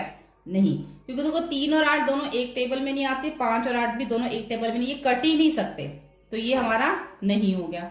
अब 4/8 नीला है और 4/8 सफेद है, इसको भी हम काट सकते हैं। 4 एकम 4, 4 दूनी 8, तो ये भी 1/2 बन गया। 4 एकम 4, 4 दूनी 8, तो ये भी 1/2 बन गया, तो ये भी हाँ है। तो जितने भी 1/2 हो गए वो हमारे हाँ हो गए। 16 खानों की अपनी ग्रिड बनाओ और ऐसे पैटर्न बनाओ जिनमें 2/8 लाल है, 1/2 पीला और 1/4 हरा हो। हमें एक ऐसा बनाना है, जैसे कि आप इस तरीके से 16 खानों वाला बना लो, जैसे कि ऊपर बने हो ना 16 खानों वाला, 1 2, यहाँ पे 3 कर लो, फिर यहाँ पे जो 3 लाइनें ड्रॉ कर लो। इस तरह से 16 खाने बन जाएंगे और इन 16 खानों के अंदर जो है आपको 2/8 लाल करना है और 1/2 पीला और 1/4 हरा करना है। तो कैसे करोगे? 2/8 लाल कैसे करोगे? तो हमें जो है 2/8, 16 का 2/8 हमें निकालना पड़ेगा पहले, ठीक है। 8 एकम 8, 8 दूनी 16, अब 2 को 2 से गुणा करोगे तो 4, यानी कि इसके अंदर जो 4 है, 4 खाने लाल होंगे, ठीक है। अब 1/2 निकाल लो 16 का, 16 का निकाल लो तो 2 एकम 2, 2 अट्ठे 16, यानी कि आ गया 8 को 1 से करेंगे तो 8, यानी कि 8 खाने जो है वो पीले होंगे। अब 1/4 का जो है वो 16 निकाल लो, 4 एकम 4, 4 चौक 16, ठीक है। तो यानी कि 4 को 1 से करेंगे तो 4 हो जाएगा, तो यानी कि 4 खाने लाल होंगे, 8 खाने पीले होंगे, 4 जो है वो हरे होंगे। ऐसे ही हम इसका निकाल लेंगे। अब 3/16, 5/16 और 1/2। 3/16 का हमें 16 है ना खाने, तो उसका 16, तो 16 से 16 कट जाएगा, बचेगा 3, यानी कि जो 3 है वो नीले होंगे। ऐसे ही 5/16 का 16 से 16 कट जाएगा तो 5 जो है वो लाल होंगे। ऐसे ही 1/2 जो है वो पीले का, देखो ये भी 1/2 है, ये भी 1/2, यानी कि इसका आंसर अगर 8 है तो इसका भी 8 ही आएगा, तो 8 पीले होंगे। ऐसे जो है आपने इसके अंदर रंग भरने हैं, ठीक है। उसके बाद आ जाता है यहाँ पे रामू का सब्जियों का खेत। देखो ये रामू की सब्जियों का खेत दे रखा है। यहाँ पे रामू की सब्जियों के खेत में 9 बराबर हिस्से है, ये 9 बराबर हिस्से है। वे अपने खेत में कौन सी सब्जियां उगा रहा है? कौन सी सब्जियां उगा रहा है वो? हरी मिर्च है, आलू है और बैंगन है, यहाँ पे टमाटर है, ये पालक है, ये सब ये जो यहाँ पे उगा रहा है। तो पहला प्रश्न ये बनता है, खेत में सबसे बड़े हिस्से में वह कौन सी सब्जियां उगा रहा है और कितना हिस्सा? खेत के सबसे बड़े हिस्से में वह कौन सी सब्जी उगा रहा है? तो यहाँ पे आप देख के बताओ सबसे ज्यादा क्या उगा रहा है वो? टमाटर आपको 3 दिख रहे हैं, बैंगन 2 है, मिर्ची 1 है, आलू 2 है, पालक 1 है, तो टमाटर ही है जो सबसे ज्यादा वो उगा रहा है। तो खेत के सबसे बड़े हिस्से में वह टमाटर उगा रहा है। और कितना हिस्सा है ये? टोटल कितने? 1 2 3 4 5 6 7 8 9, टोटल कितने आए ये? 9। और टमाटर कितना है इसमें से? 3/9 हो गया। तो 3 एकम 3 और 3 तिया 9, यानी कि जो 1/3 हिस्सा है वो 1/3 हिस्सा वो टमाटर उगा रहा है। कितने हिस्से में वह आलू उगा रहा है? कितने हिस्से में आलू उगा रहा है? टोटल 9 है मिला के, जिसमें से 2 में आलू उगा रहा है। तो 2/9 वो आलू उगा रहा है। अभी कट तो सकता नहीं है, 2 और 9 एक टेबल में नहीं आते, तो 2/9 वो आलू उगा रहा है। कितना हिस्सा वो पालक उगाने के लिए उपयोग किया गया है और कितना हिस्सा बैंगन उगाने के लिए उपयोग किया गया है? देखो पालक तो एक ही है पूरे में, 9 में से 1, तो 1/9 हो गया पालक। और जो बैंगन है, बैंगन 2 है ना, एक ये और एक ये, तो 2/9 हो गया बैंगन। ठीक है। अब तुम इस चित्र को देख के कुछ प्रश्न लिखो। आपको अपनी तरफ से कुछ प्रश्न आप इसमें से बना सकते हैं। ठीक है। तो क्या प्रश्न आप इसमें बना सकते हो? आप ये प्रश्न इसमें बना सकते हो कि मिर्ची उगाने के लिए वह खेत का कितना हिस्सा इस्तेमाल करेगा। जैसे कि यहाँ पे लिखा था ना कि उसने कितना हिस्सा पालक उगाने के लिए उपयोग किया, तो आप ऐसे लिख सकते हो उसने कितना हिस्सा मिर्ची उगाने के लिए उपयोग किया। ये भी आपका प्रश्न बन सकता है। वह कौन सी सब्जी खेत में 2 भागों में उगाता है? कौन सी सब्जी जो 2 भागों में उगाता है वो? जैसे कि आलू है, उसने 2 भागों में उगाया। वो कौन सी सब्जी है जो खेत में 3 हिस्सों में उगाता है? ये भी आपका प्रश्न बन सकता है। तो इस तरह से आपके 2-3 प्रश्न जो है वो बन जाएंगे। अब यहाँ पर जो है इस तरीके का आ जाता है, रामू ने कुछ सब्जियां अपने दोस्त को, तो यहाँ पे थोड़ा सा ये हो रखा है, तो मैंने इसके लिए क्या कर रखा है कि मैंने इस पर पिक्चर बना ली है। यहाँ से मैं आपको समझा देती हूँ इसको। देखो मैंने ये टमाटो की बना ली, पोटैटो की बना ली। तो पहले आपको क्वेश्चन समझा दूं, फिर मैं आपको उसको सॉल्व करती हूँ। रामू ने कुछ सब्जियां अपने दोस्तों को देने की सोची। उसने अबू बकर को 1/5 हिस्सा टमाटर और 1/3 हिस्सा उसने आलू दिए। सिरजा को उसने 2/5 हिस्सा टमाटर और 3/6 हिस्सा आलू मिले। एस नैन्सी को बची हुई सब्जियां मिली। अबूकर के हिस्से पर नीले रंग के गोला बनाओ और सिरजा के मिले हुए पे पीले रंग का गोला बनाओ। ठीक है। आप नीले और पीले रंग का बना लेना, मैं आपको पेंसिल से दिखा देती हूँ। तो सबसे पहले हम देख लेते हैं कि जो अबूकर ने टमाटर का 1/5 हिस्सा दिया, किसको? अबूकर को। अब टमाटर का 1/5 हिस्सा में निकालना पड़ेगा और 1/3 हिस्सा आलू का उसने दिया। तो पहले टमाटर हम देख लेते हैं कि टोटल जो टमाटर है वो कितने हैं। 1 2 3 4 5 6 7 8 9 10 11 12 13 14 15 16 17 18 19 20, जो टोटल है वो 20 टमाटर हैं। और उसने जो है अबूकर को 20 टमाटर का 1/5 हिस्सा दिया। तो जो 20 का 1/5 क्या बनेगा इसमें, इसको हम ऐसे लिखते हैं 1/5 गुणा में 20, ऐसे। तो 5 एकम 5 और 5 चौक 20, यानी कि जो इससे 4 टमाटर हैं किसको दिए? अबूकर को दिए। तो हम यहाँ पे 4 टमाटर के ऊपर इस तरीके से एक सर्कल लगा लेंगे। किस रंग से? नीले रंग से लगाने के लिए बोला है। उसके बाद उन्होंने बोला कि उसका 1/3 हिस्सा उन्होंने आलू का दिया। तो 1 2 3 4 5 6 7 8 9 10 11 12 13 14 15 16 17 18। अब 18 का जो है हमें क्या निकालना है? 1/3 हिस्सा उसने दिया। ठीक है। 18 का 1/3, तो 3 एकम 3 3 6 18, यानी कि उसने 6 आलू अबूकर को दिए। 4 टमाटर दिए उसने अबूकर को और 6 आलू, तो 1 2 3 4 5 6, तो ये 6 आलू उसने अबूकर को दिए। ये आपको पीले रंग से करना है। ये हो गया। उसके बाद उसने जो है आगे सिरजा को 2/5 टमाटर और 3/6 उसने आलू दिए। अब उसने ये इसने किसको दिया था? ये इसने दिया था अबूकर को। ठीक है। अब जो आ जाता है वो आ जाता है सिरजा का। सिरजा को जो है उसने 2/5 दिया। टोटल कितने हैं? 20। तो 2/5 निकालेंगे हम 20 का। तो 5 एकम 5 5 चौक 20, 4 को 2 से गुणा करेंगे तो 4 दूनी 8, यानी कि उसने 8 टमाटर जो हैं वो किसको दिए? अबूकर को, सॉरी सिरजा को दिए 8 टमाटर। तो यहाँ पे 8 देख लेते हैं। 1 2 3 4 5 6 7 8, 1 2 3 4 5 6 7 8, ये जो है ये 8 हो गए। ठीक है। 8 उसने सिरजा को दे दिए। ठीक है। अब उसने उसका 3/6 हिस्सा आलू का दिया।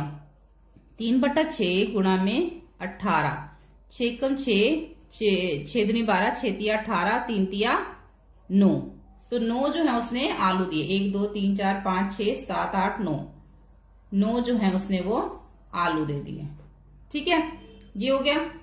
अब उसके बाद जो बचे हुए थे, नैन्सी को बची हुई सब्जियां मिली, अबूकर के हिस्से पर नीले रंग का गोला। अब नैन्सी को जो है बची हुई सब्जियां मिली। अब बची हुई सब्जी कितनी होगी, देखो यहाँ पे 1 2 3 4 5 6 7, यानी कि 7 टमाटर मिल गए नैन्सी को, क्योंकि ये बचे हुए थे। और यहाँ पे उसको 3 आलू मिले नैन्सी को, क्योंकि ये बचे हुए थे। एक बार दोबारा देख लेते हैं कितने टमाटर बचे हुए हैं। 1 2 3 4 5 6 7 8, 8 टमाटर आएंगे। 8 टमाटर जो हैं वो बच गए। टोटल कितने हैं, 20। 20 में से जो है 12, 8 और 4 को जमा करेंगे, 8 4 12। अगर हम 20 में से 12 को माइनस करते हैं तो 8 ही बचता है। 8 टमाटर बचे, वो किसको मिल गए, नैन्सी को। ऐसे ही यहाँ पर 3 आलू बचे और वो भी मिल गए नैन्सी को। ठीक है, क्योंकि यहाँ पे इन्होंने पूछा था नैन्सी को कितने आलू और टमाटर मिले। नैन्सी को 3 आलू और 8 टमाटर मिले। ठीक है, अब आगे आ जाता है, यहाँ पे हमें एक खेल बनाना है। खेल कौन गोले को पहले रंगेगा। यह खेल 4-4 के समूह में खेला जा सकता है। हर खिलाड़ी को नीचे दिखाए अनुसार गोला बनाना है। हर एक को पेपर की पर्चियों पर 15 टोकन बनाने हैं। अपने टोकन पर लिखो 1/2, 1/3, 1/4, 1/6, ये सब आपको लिखना है। ऐसे आपको टोकन को मिलाओ और समूह के बीच में उनका ढेर बना लो। अब तुम खेलने को तैयार हो। पहला खिलाड़ी एक टोकन उठाएगा, उसे पढ़कर चित्र में उतने भाग में रंग भरेगा। ठीक है, ये इस तरीके से बनाना है। जो भी उसके पास, सबने इस तरीके से बनाना है। जितने भी बच्चे खेल रहे हैं 4-4 के समूह के अंदर, सबने इस तरीके से गोला बनाना है। उसको जो इस तरीके से बांटना है और जब वो पर्चियां डालेंगे उसके अंदर, तो पर्ची के ऊपर जो भी नंबर लिखा हुआ आएगा उतने भाग में उसको रंग करना है। जैसे कि मान लो 1/2 लिखा हुआ है, तो जितने इसमें टोटल कितने हैं, ये कितने हैं टोटल, अगर हम इसको गिने 1 2 3 4 5 6 7 8 9 10 11 12, 12 का 1/2 क्या हो जाएगा, 6। तो यानी कि 6 हिस्से में उसको रंग भरना। तो ऐसे जो जो पर्ची के ऊपर जो जो नंबर लिखा होगा उसी हिसाब से उस गोले के अंदर उसमें रंग भरता जाना है। तो जिसका गोला सबसे पहले पूरा हो जाएगा रंग भरने में, वही जो है इसमें जीत जाएगा, वही खिलाड़ी इसमें जीतेगा। ठीक है, तो फिर कौन जीता ये हमें बताना है। उसे कौन से टोकन मिले ये भी बताना है। लिखो तुम कौन सा टोकन मिला और तुमने गोले में कितने हिस्सों में रंग भरा। तो यहाँ पे आप लिख सकते हो कि मैं जीता। ठीक है, आप अपना नाम लिख सकते हो। तो उसे अगर आप जीते तो आपको कौन सा टोकन मिला। अगर आपको 1/2 या 6/12 वाला टोकन मिलता है तो आप जल्दी जीत सकते हो। 1/2 का मतलब इसका आधा, गोले का आधा भरा जाएगा। और 6/12 का मतलब ये 6 कम 6 6 दूनी 12, यानी कि आधा। अगर 2 बार आपके पास 1/2 और अगर 6/12 जाता है दूसरी बार में, तो इसका मतलब हो जाता है 1/2 और 1/2। 1/2 अगर पहली बार में आपने आधे में रंग भर दिया, दूसरी बार में भी आधे में रंग भर दिया, तो आपका तो गोला पूरा हो जाएगा। ठीक है, तो उसे टोकन में 1/2 अगर 6/12 मिले। लिखो तुम्हें कौन से टोकन मिले। अब आपको कौन से टोकन मिले ये आपको जो है इसमें लिखना है। तो मुझे भी 1/2 और 6/12 मिला, तभी तो मैं जीता ना। तो मुझे भी यही टोकन मिले। तुमने गोले में कितने हिस्सों में रंग भरा। मैंने जो है पूरे गोले में रंग भरा। ठीक है, बस ये लिखना है, मैंने पूरे गोले में रंग भरा। अब यहां पर आ जाती है कार्ड की पहेली। इस चित्र को ध्यान से देखो और नीचे लिखे गए 4 प्रश्नों के उत्तर दो। ठीक है, पहला प्रश्न क्या है, वर्ग ए के सफेद भाग को 2 बराबर हिस्सों में बांटो।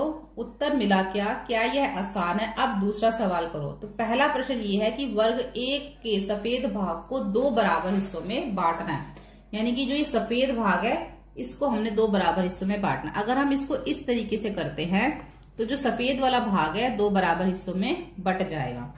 उसके बाद वर्ग बी के सफेद भाग को 3 बराबर हिस्सों में बांटो। अब जो ये वाला जो भाग है सफेद वाला, इसको हमने 3 बराबर हिस्सों में बांटना है।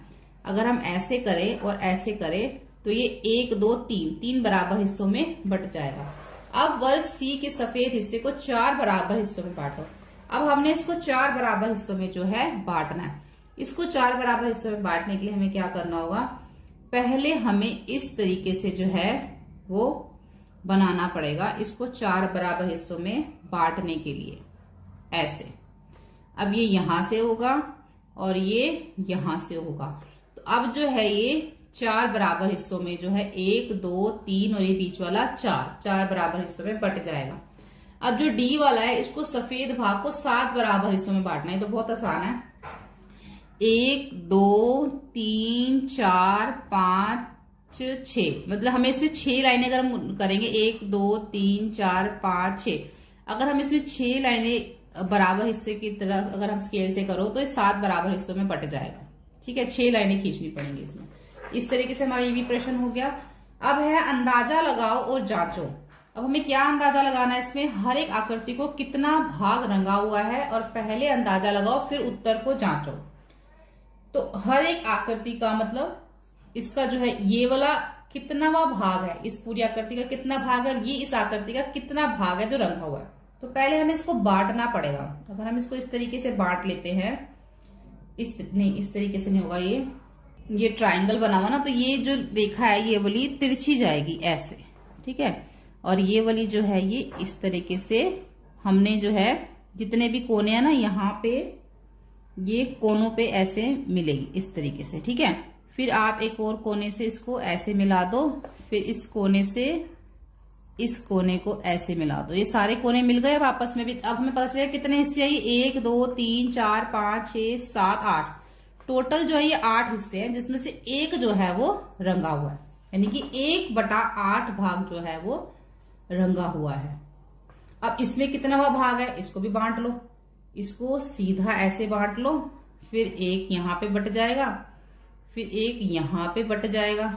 ठीक है, थोड़ा सा ये ऊपर हो गया, थोड़ा सा इसको नीचे करके करते हैं, इसको थोड़ा सा नीचे करके करेंगे तभी जो है ये इक्वल पार्ट्स में आएगा। तो ये ऐसे, ठीक है, ऐसे। अभी देखो कितने हिस्से हो गए इसमें, 1 2 3 4 5 6 हिस्से हो गए। 6 में से अगर एक भी है तो उसको एक जो है वो रंगा हुआ, तो कितना हो गया ये 1/6वां हिस्सा। इसका ये 1/8वां हिस्सा हो गया, ये इसका 1/6वां भाग हो गया। ऐसे अब हमें ये भी बताना है, इसको भी ऐसे हम बांट लेंगे। ठीक है, इस तरीके से हम इसको भी जो है वो बांट लेंगे, ऐसे ये इसके साथ बट जाएगा। तो ये ऐसे जो है वो इसके साथ ये बट जाएगा। तो 1 2 3 4 5 6 7 8 9, 9 में से कितने रंगे हुए हैं, ये 2 रंगे हुए हैं। ऐसे ही इसको बांट लो, इसको अगर आप बांटोगे तो जो है ये 15 जो है इस तरीके से ये हो जाएगा ऐसे। ठीक है, ऐसे 1 2 3 4 5 6 7 8 9 10 11 12 13 14 15। 15 में से कितने रंगे हुए हैं, ये 1 2 3 4 रंगे हुए हैं, तो 4/15 हो गया। क्या तुम्हें यह चित्र याद है? छोटे त्रिभुज को देखो, यह वर्ग का कौन सा हिस्सा है, तुम ये कैसे पता लगाओगे? तो इसमें 2 प्रश्न है, एक ये कि तो पहले तो है कि क्या तुम्हें यह चित्र याद है, छोटे त्रिभुज को देखो यह वर्ग का कौन सा हिस्सा। तो पहले तो ये जो वर्ग है ये जो पूरा वर्ग है, इस वर्ग का ये कौन सा हिस्सा है, तुम ये कैसे पता लगाओगे? बड़े त्रिभुज और दूसरी आकृति को छोटे त्रिभुजों में बांटो। पहले हमें इसको बांटना पड़ेगा, कुल कितने छोटे त्रिभुज बनेंगे, यानी कि पहले हमें जो है इसको कंप्लीट करना पड़ेगा, पूरा करना पड़ेगा। ये इस तरीके से, ठीक है, ये यहां पर आएगा, यहां से फिर ये इस तरीके से यहां मिलेगा, और ये इस तरीके से ये यहां मिलेगा, और यहां मिलने के बाद जो बीच वाला वर्ग है इसको हम पूरा करेंगे ऐसे। ठीक है, अब ये आकृति पहले पूरी हो गई। अब हमें बताना है कि ये कौन सा वाला भाग है, ये कौन सा हिस्सा है। छोटे त्रिभुज को देखो, यह वर्ग का कौन सा हिस्सा है। तो पहले हम इसमें गिन लेंगे, इसमें कितने त्रिभुज बन रहे हैं, 1 2 3 4 5 6 7 8 9 10 11 12 13 14 15, और इसके अंदर ये 15 हो गया, और इसके अंदर और है एक और जो ये पूरा एक बन रहा है ये हो गया इसका 16, यानी कि इसमें 16 त्रिभुज हैं, जिसमें से एक जो है वो रंगा हुआ। तो ये हो गया हमारा 1/16 भाग। बड़े त्रिभुज और दूसरी आकृति को छोटे छोटे त्रिभुजों में बांटो, जैसे कि हमने इसको बांट दिया। कुल कितने छोटे त्रिभुज बनेंगे, इसमें कितने छोटे त्रिभुज बन रहे हैं इसके अंदर जो है कुल इसमें 16 छोटे त्रिभुज बनेंगे। अच्छा ये जो है ना यहाँ पे ये छोटे ही जो है 16 बन रहे हैं, यहाँ पे एक मिस्टेक हो गई, यहाँ पे ये ऐसे भी आएगा, ठीक है, ये यहाँ पे ऐसे आया और ये यहाँ पे ऐसे आया। तो इसमें जो है ना देखो, अब देखो 1 2 3 4 5 6 7 8 9 10 11 12 13 14 15 16। अब जो है इसमें 16 तरबूज बन गए, पहले 15 बन गए थे ना। हमने इस बड़े वाले को नहीं गिनना, यहाँ पे एक लाइन रह गई थी, तो अब ये 16 तरबूज बन गए। और ये कितना हो गया 1/16, यानी कि 16 में से एक जो है वो रंगीन है। और इसमें कुल कितने छोटे त्रिभुज है, इसमें जो है कुल 16 त्रिभुज है छोटे, ठीक है।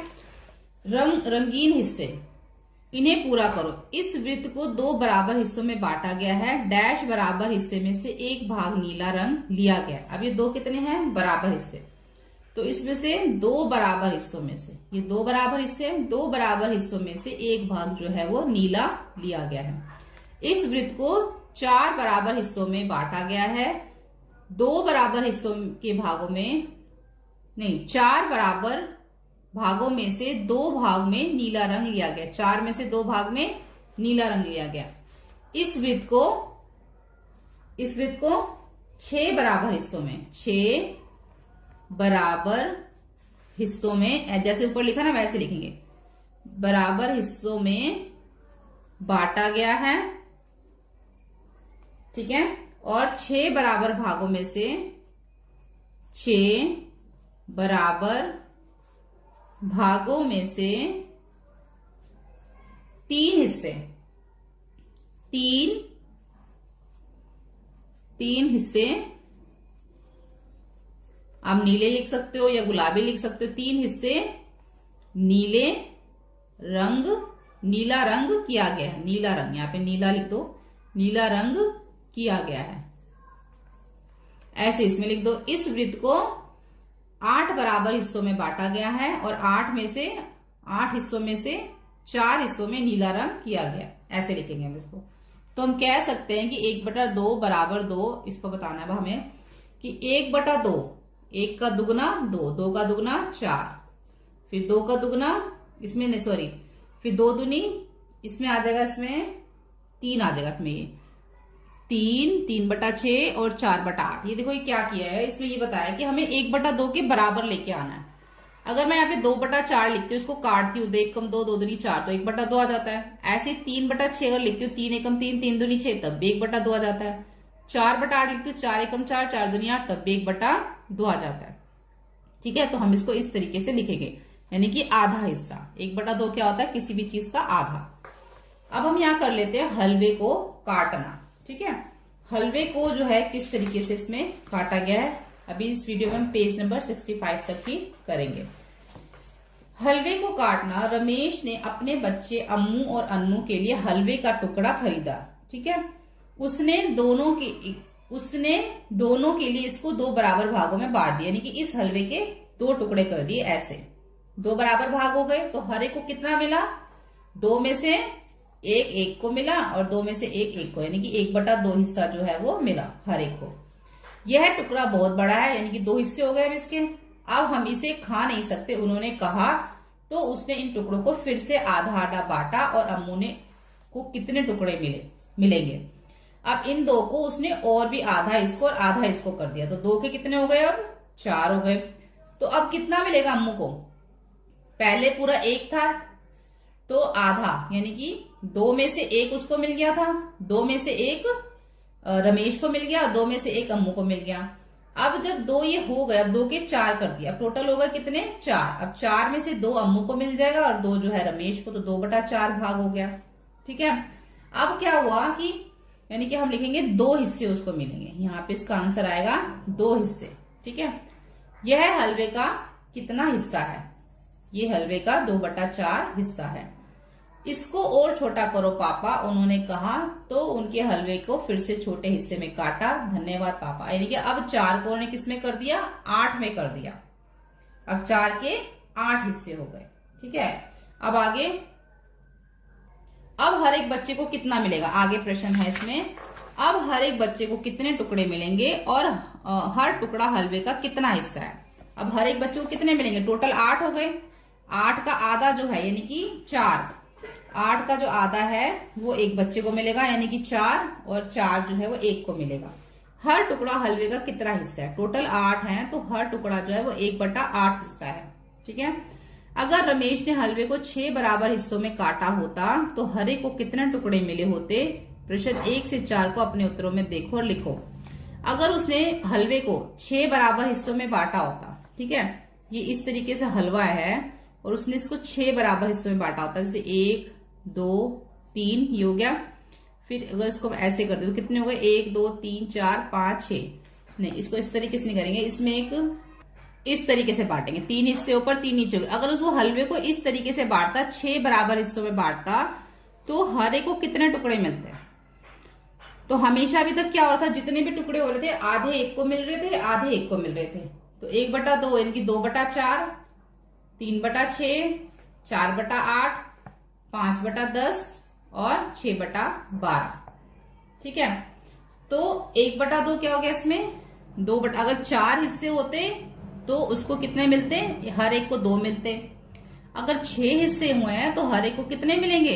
हर एक को 3 मिलेंगे। तो इसका यही है, 1 से 4 के अपने में देखना था इसको हमने, तो यही इसका आंसर आएगा। अगर रमेश हलवे के 6 बराबर हिस्सों में काटता तो हर एक को 3 हिस्से मिलते, क्योंकि जब 2 हिस्सों में बांटा था तो हर एक को 1 मिला था, जब 4 में बांटा तो हर एक को 2 मिले, 6 में बांटेगा तो हर एक को 3, जब 8 हिस्सों में बांटा था तो हर एक को 4 मिला था।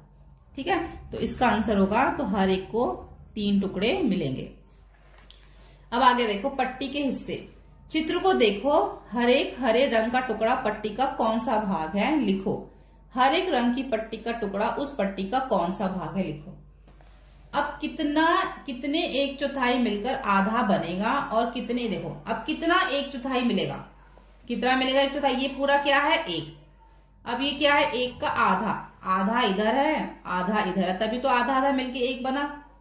अब आधे का जो 1/4 इधर है और आधे का 1/4 इधर, ऐसे आधे का 1/4 इधर 1/4 इधर। अब 1/4 के 2 हिस्से कर लो, 1/4 का 1/8 हो गया, इसका 1/8, फिर 1/4 का 1/8, 1/8, फिर 1/4 का 1/8, 1/8, 1/8 और 1/8 हो जाएगा। ठीक है। यानी कि 1 के 2 आधे हो गए, फिर आधे का 1/4 हो गया, फिर 1/4 का 1/8 हो गया। कितने 1/4 मिलकर आधा बनेगा? कितने 1/4 मिलेंगे तो आधा बनेगा? 2 जब 1/4 मिल जाएंगे तो आधा बन जाएगा। तो 2 1/4 मिलकर आधा बनेगा। ठीक है। कितने 1/8 मिलकर 1/4 बनेंगे? अगर 1 और 2, ये 2 अगर 1/8 मिल जाए तो 1 1/4 बन जाता है। ये 2 मिल जाए, चाहे ये 2 हो तो बन जाएगा, चाहे ये 2 हो, यानी कि 2 1/8 अगर मिलते हैं तो 1/4 बनता है। 1/2 में कितने 1/8 है? यानी कि 1/2 के अंदर कितने 1/8 है? यहां तक देख लो, ये 1/2 यहां तक है, यहां तक, तो इसके नीचे कितने 1/8 आ रहे हैं? 1 2 3 4, 4 1/8 आ रहे हैं। तो 4 1/8 मिलके 1/2 बनेगा। ठीक है। अब अपने दोस्त को इस चित्र से जुड़े कुछ सवाल पूछो। इस वर्ग को देखो, कितना हिस्सा नीले रंग से भरा हुआ है, कितना हिस्सा हरा है, हमें इसके अंदर बताना है। पहले हम इसको जो है ना ऐसे डिवाइड बांट लेंगे। कितने हिस्से हो गए? 1 2 3 4 5 6 7 8 9 10 11 12 13 14 15 16 हिस्से इसमें हो गए। अब कितना हिस्सा है जो नीले रंग का है, कितना हिस्सा है जो हरा रंग है? तो सिंपल देखो, इसमें टोटल जो है पूरे कुल मिला के 16 है। ठीक है। 16 में से कितने आपको दिख रहे हैं? ये 2। तो 2 क्या है? इसमें नीले हैं। तो 2/16 का क्या हो गया? 2 एकम 2, 2 अट्ठे 16, यानी कि 1/8 जो है वो नीला है, और एक जो आपको यहाँ पे हरा दिख रहा है, 1/16 जो है वो हरा है, यानी कि 16 में से 1 हरा है और 16 में से 2 जो है वो नीले है। और जब हमने इसको काट दिया तो 1/8 जो आ गया इस पूरे का नीला आ गया, और 1/16 जो है इसका जो है वो हरा आ गया। ठीक है। इस तरीके से करेंगे। अब आगे है, अमीनी कहती है कि आधे का आधा और 3/4 का 1/3 बराबर है। क्या तुम ये मानते हो? तुम इसे कैसे दिखाओगे? अब अमीनी क्या कह रही है इसमें अमीनी कह रही है कि जो आधे का आधा कैसे बनेगा? देखो, पहले हम एक इस तरीके से वर्ग बना लेते हैं, ऐसे ये बना लिया, ऐसे। ठीक है, ये हो गया वर्ग। अब इसका मैंने आधा कर दिया। ठीक है, ये हो गया आधा। अब वो बोल रही है इसका आधे का भी आधा, यानी कि फिर से बना लो, ये आधे का भी हमने आधा कर दिया। ठीक है, ये हो गया आधा, फिर आधे का भी आधा। अगर मैं इसमें रंग भर दूं तो वो कह रही है कि जो आधे का जो आधा है, आधे का आधा और 3/4 का 1/3, आधे का आधा और 3/4 का 1/3 बराबर है। आधे का आधा 3/4, इसको अगर हम ऐसे लिखे कि मैंने एक में रंग भर दिया और 3 जो है वो खाली है, तो 3/4 हो गया। ठीक है, अगर मैं कहूं कि मैंने एक में रंग भर दिया, 3 खाली, तो 1/4 हो गया। तो बात तो एक है, 3/4 लिखूं या 1/4 लिखूं, रहेगा तो ये 4 ही ना। ठीक है, तो कह रही है जो आधे का आधा है, ये हमने आधे को आधा कर दिया, वो 3/4 1/4 के बराबर है। ये हाँ है, आप देख रहे हो ना, चाहे 3/4 लिखूं या 1/4 लिखूं, वो सब आपस में बात एक ही है, बराबर है। ठीक है, तो इसका होगा हाँ। उसमें आ जाता है हिस्से से पूरे की ओर। अब यहाँ पे हिस्से से पूरे की ओर, अब यहाँ पर एक फूल की 1/5 पत्तियां दिखाई गई हैं, बाकी पत्तियों का चित्र बनाकर फूल को पूरा करो। अब यहाँ पे भी जो है आप इसका बना लो, एक दिखाई गई है, 5 बनानी है, तो 1 2 3 4 और ये हो गई 5। ठीक है, ये पूरा हो गया। चित्र में पंखे के 1/3 ब्लेड दिखाए गए, मतलब एक दिखाया गया, 3 में से एक दिखाया गया। अगर हमने 1/5 बोला तो इसका मतलब 5 पत्तियां और एक दी गई है, यहाँ पे 1/3 बोला गया, तो 3 पंखे के जो ये है और उसमें से एक बना हुआ है ब्लेड। तो यहाँ पे जो है आप तीसरा जो 2 और जो है वो बना सकते हो, इस टाइप से करके सुंदर सा। ठीक है, ऐसे ही एक दूसरे पंखे के आधे ब्लेड कहाँ दिखाए गए हैं, बाकी आधा हिस्सा बनाकर चित्र को पूरा करो। तो बाकी जो है इसके एक दूसरे पंखे के आधे बोला है, तो इसका मतलब ये 2 है, तो 2 किसका आधा होता है, 4 का आधा होता है 2, इसका मतलब इसमें 2 और बनेंगे। ठीक है, तभी तो उन्होंने बोला है कि आधा। अब ये हो गया पूरा, यानी कि 4 इसके टोटल थे, जिसमें से इन्होंने आधा बनाया होता, 2 बनाए थे, 2 हमें और बनाने हैं। कितने 50 1 रुपए बनेंगे, कितने 50 पैसे मिलेंगे तो 1 रुपया बनेगा। अगर हम 2 50 पैसों को जोड़ते हैं तो हमारा 100 पैसा बनता है। 100 पैसे का मतलब होता है 1 रुपया। तो हमारे अगर 2 50 पैसे को अगर हम जोड़ें तो हमारा 1 रुपया बनेगा। इसका आंसर है 2। क्या 50 पैसे 1 रुपए का आधा है? हाँ, 50 पैसे जो है वो 1 रुपए का आधा है। टोटल कितने, 1 रुपए में 100 पैसा होता है। ठीक है, 100 का आधा कितना हो गया, 50, तो 100 का आधा 50 ही है ना, तो इसलिए इसका आंसर हाँ है। कितने 25 पैसे 1 रुपए बनेंगे? अगर हम 4 25 पैसों को जोड़ते हैं, 25 25 50, फिर 25 25 50, फिर 50 50, कितने हो जाते हैं 100। यानी कि अगर हम 4 25 पैसों को जोड़ें तो हमारा 100 पैसा बनता है, और 100 पैसे का मतलब होता है 1 रुपया। ठीक है, 25 पैसे 1 रुपए का क्या हिस्सा है? जो 25 पैसे 1 रुपए का 1/4 हिस्सा है। अगर हम इसको करें 25 पैसे 1/4 का निकालें तो हमारा निकलेगा ये 1/4 हिस्सा। क्योंकि देखो कितने हिस्से बन रहे हैं यहाँ पे, 1 2 3 4, 100 का कितना हिस्सा, ये 1/4 हिस्सा है। 20 पैसे 1 रुपए का कौन सा हिस्सा है? 20 पैसे 1 रुपए का 1/5 हिस्सा है। हम इसको ऐसे निकाल सकते हैं ना कि इसका अगर हमें निकालना है तो 1/25 गुणा में 100, तो 25 से कम 25, 25 चौके 100। इसको ऐसे नहीं, इसको हम ऐसे करेंगे, अगर हमें हिस्सा निकालना है तो हम 25/100 कर देंगे। 25/100, 100 क्यों कर रहे हैं? क्योंकि 1 रुपए की बात हो रही है। 1 रुपए में 100 पैसे होते हैं, और वो बोल रहे हैं 25 पैसे में कितने 1 रुपए होते हैं, मतलब कौन सा हिस्सा है वो इसका। तो 25 से कम 25, 25 चौके 100, तो 1/4 हिस्सा है वो किसका, 100 पैसे का। 1 रुपए का जो 25 पैसे 1/4 हिस्सा है।